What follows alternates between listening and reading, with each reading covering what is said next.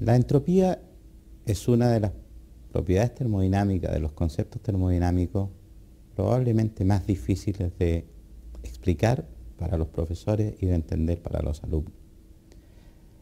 Hay varias razones para ello. Uno, que la entropía no se puede medir en forma directa, es más fácil medir sus cambios o sus manifestaciones.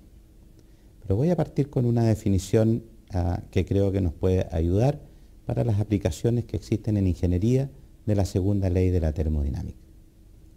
Como está escrito ahí en la parte superior, tengo una definición que es absolutamente, yo diría que arbitraria, pero conveniente para lo que viene. Yo defino la entropía como una propiedad termodinámica abstracta, por las razones que ya expliqué, y que representa algunas características intrínsecas de las sustancias relacionadas con la organización de las moléculas en esa sustancia o sistema. Y por eso que en muchas otras áreas de la ingeniería, en área de economía o incluso en aplicaciones de tipo social, la entropía se relaciona casi en forma directa con el orden y desorden. Tiene que ver con eso, pero no es necesariamente eso, es una propiedad termodinámica. Los sistemas naturales tienden, se comportan, dirigen sus cambios espontáneos a una situación de equilibrio. Y se puede mostrar, cuestión que no es materia de esto porque sería un poco más largo, que dicha situación de equilibrio corresponde al máximo de entropía. Y por eso que es tan fácil, yo les cuento siempre a los alumnos, que las cosas se desordenen sin que hagamos un mayor esfuerzo.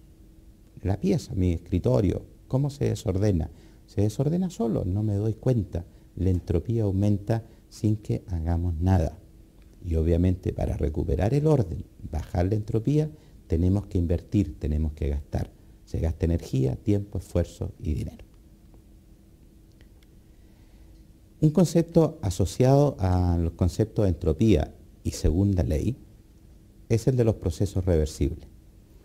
Se llama o se conoce como proceso reversible cuando la dirección en que funciona el proceso, supongamos hacia la derecha, hacia el aumento de presión, temperatura, lo que sea, puede invertirse, volverlo hacia atrás en cualquier momento por un cambio infinitesimal en las condiciones externas y el sistema vuelve exactamente a la condición que tenía antes de aplicar el cambio. Yo caliento una sustancia, le aumento unos 2 o 3 grados la temperatura, lo enfrío, le disminuyo 2 o 3 grados la temperatura y el sistema vuelve exactamente a la anterior. Bueno, eso no ocurre nunca en la naturaleza. No existen los procesos absolutamente reversibles. Sin embargo, muchas aplicaciones son prácticamente reversibles, algo se pierde en el camino y los podemos considerar reversibles para efectos de cálculo en ingeniería de procesos y eso es muy bueno porque nos permite cuantificar en forma razonable los procesos. En un proceso reversible, este que acabo de explicar, como en cualquier otro, el calor involucrado en el proceso, si yo estoy calentando o enfriando o fundiendo, cambiando de fase, depende de lo que en termodinámica se llama el camino recorrido. Camino recorrido significa la forma en que se hace el proceso. Eso depende de la forma en que haga el proceso. Lo más parecido a eso es, yo tengo una distancia que en línea recta son 10 metros, pero el recorrido que hacen distintas personas para llegar del punto a otro puede ser distinto. Yo puedo subir al segundo piso, bajar y mi recorrido es más largo. O puedo irme fuera en una directa y el recorrido es más corto. Eso sería el equivalente al calor. Sin embargo, en los procesos reversibles, el de Q partido por T, ese término yo voy agregando un diferencial de calor, lo divido por la temperatura del sistema, le agrego otro diferencial de calor, lo divido por la temperatura del sistema, ese término depende solo del estado inicial y final, no depende del recorrido.